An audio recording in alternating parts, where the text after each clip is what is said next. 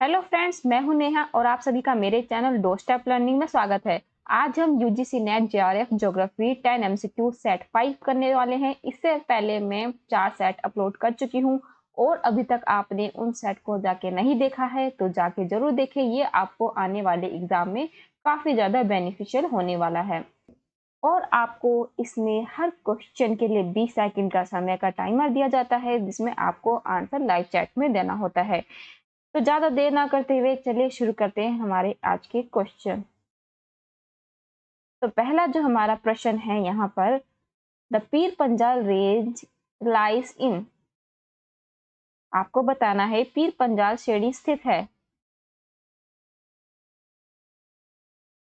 चलिए आंसर कीजिए।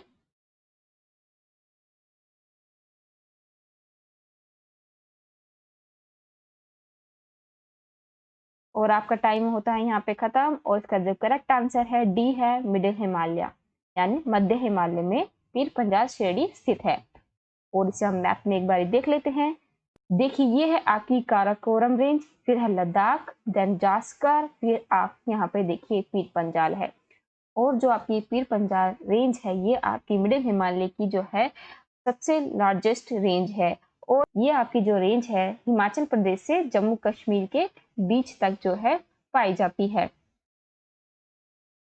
और यहाँ पे आप बाकी की रेंज भी देख सकते हैं। धौलाधार रेंज है पीर पंजाल के नीचे। और इसके साथ एक इम्पोर्टेंट और आपको बात बता देती हूँ, अगर आपको नहीं मालूम है, जो आपकी अटल टनल है वो भी आपकी पीर पंजाल जो रेंज है उसमें पाई जाती है।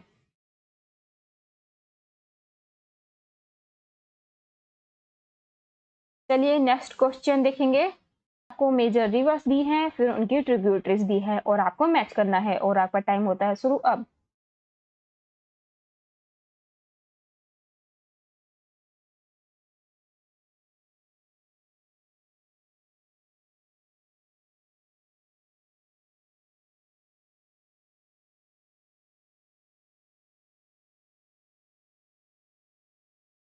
और आपका टाइम होता है यहाँ पे खत्म। सी जो ऑप्शन है यहाँ पे करेक्ट होगा। वो कैसे, आपको देखिए, अगर कुछ भी इसमें फेमस जो है वो तो मालूम ही होगा। ब्रह्मपुत्र की जो रिवर है वो क्या है, Teesta.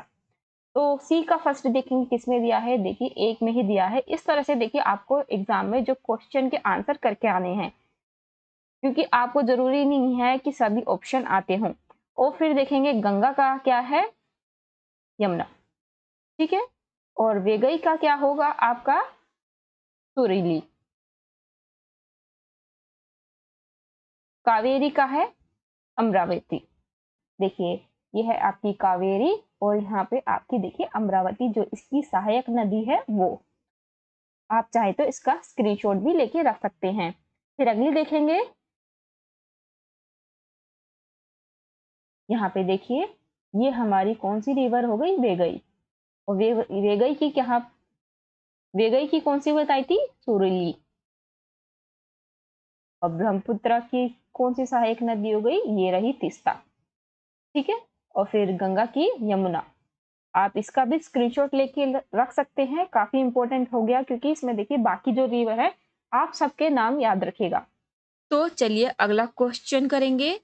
Which one of the following statement indicates the chief characteristics of polycentric city, बहु केंद्रित शहर की मुख्य विशेषता दर्शाता है। चलिए आंसर कीजिए।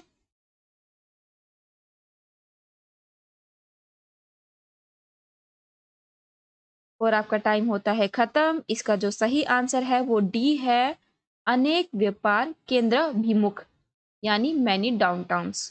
वो कैसे, मैं आपको एक बार डिटेल में दिखा देती हूँ।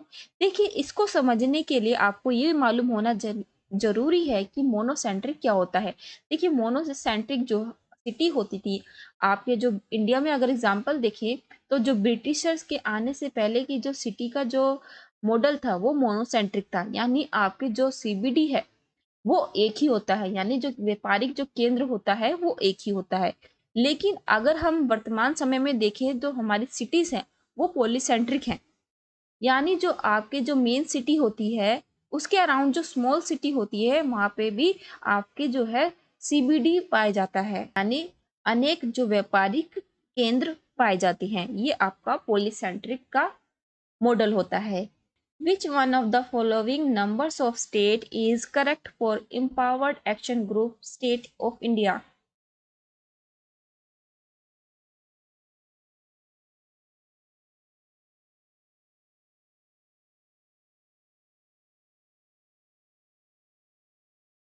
राइट, आपका टाइम होता है खत्म। इसका जो करेक्ट आंसर है आपका होगा सी, 8। जो स्टेट है वो आपके एम्पावर्ड एक्शन ग्रुप में आते हैं, और वो स्टेट आपके कौन कौन से हैं? बिहार, झारखंड, मध्य प्रदेश, छत्तीसगढ़, उड़ीसा, राजस्थान, उत्तर प्रदेश और उत्तराखंड। ये आपके ईएजी स्टेट आते हैं। यानी इनको एम्पावर्ड करना है एक्शन ग्रुप्स को, क्योंकि इन पे जो है, इनमें जो स्टेट में है, इनमें जो पॉपुलेशन है, ओवर पॉपुलेशन, उनको कंट्रोल किया जा सके। यहाँ पे जो हेल्थ की जो फैसिलिटी है वो अच्छी की जा सके। एम्पावर्ड का मतलब ही क्या है, यानी जो स्टेट की जो कंडीशन है उन्हें बेटर करना है। चलिए अगला क्वेश्चन देखेंगे। Find the sequence of higher to lower rainfall from the following areas of India। यानी ज्यादा से कम वर्षा वाले क्षेत्रों की क्रम हमें लगाना है।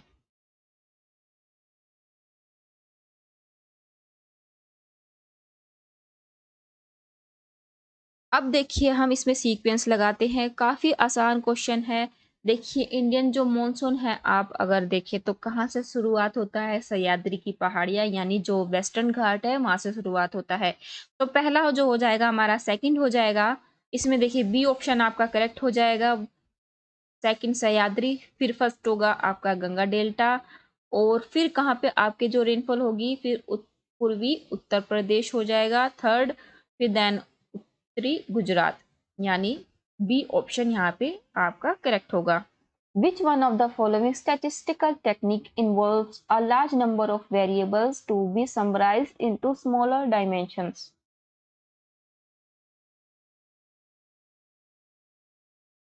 चलिए आंसर दीजिए।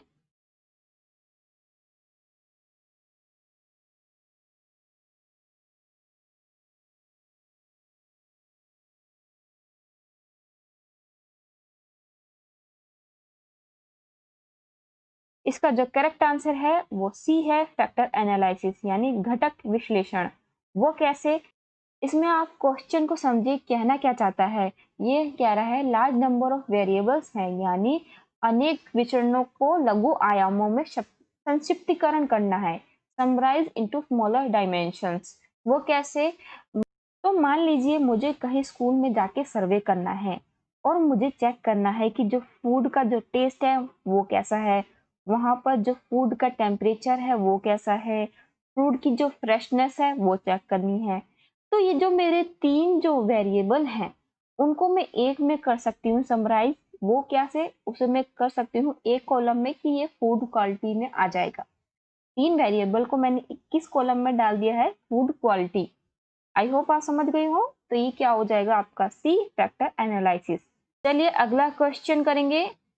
Which one of the followings averages is not a measure of central tendency? निम्नलिखित में से कौन सा औसत केंद्रीय प्रवृत्ति का माप नहीं है?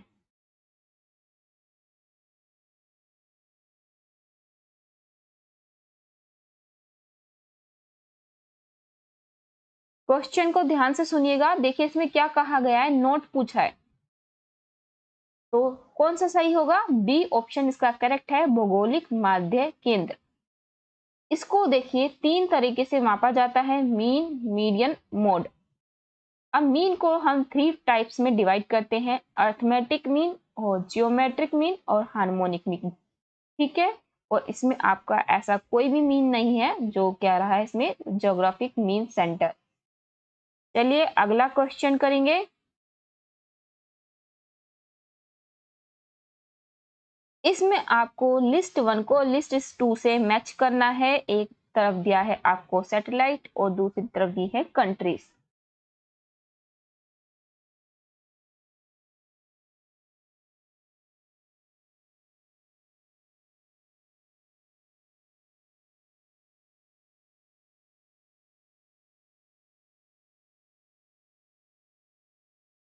चलिए मैच करते हैं।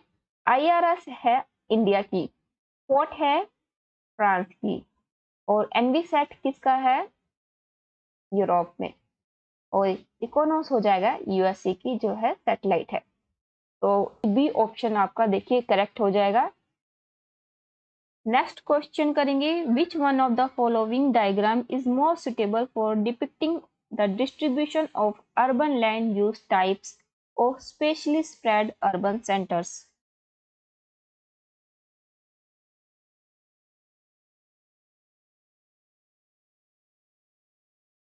चलिए आंसर दीजिए।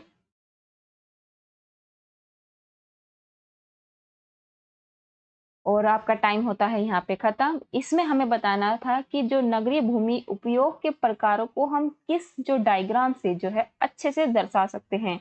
तो इसमें जो करेक्ट आंसर है डी होगा, पाई डायग्राम। वो कैसे, मान लीजिए ये एक रीजन है और यहाँ पे सिटीज हैं इसके अंदर, और मुझे यहाँ पे इनके जो अर्बन लैंड यूज है उसका पैटर्न बताना है।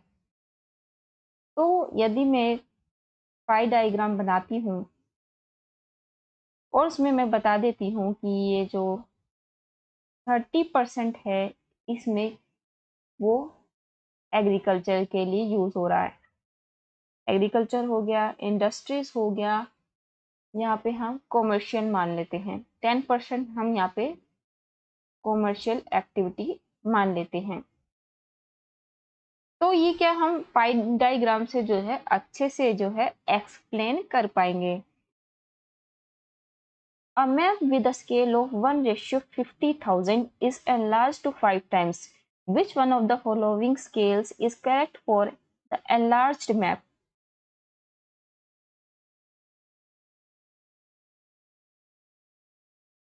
चलिए आंसर दीजिए।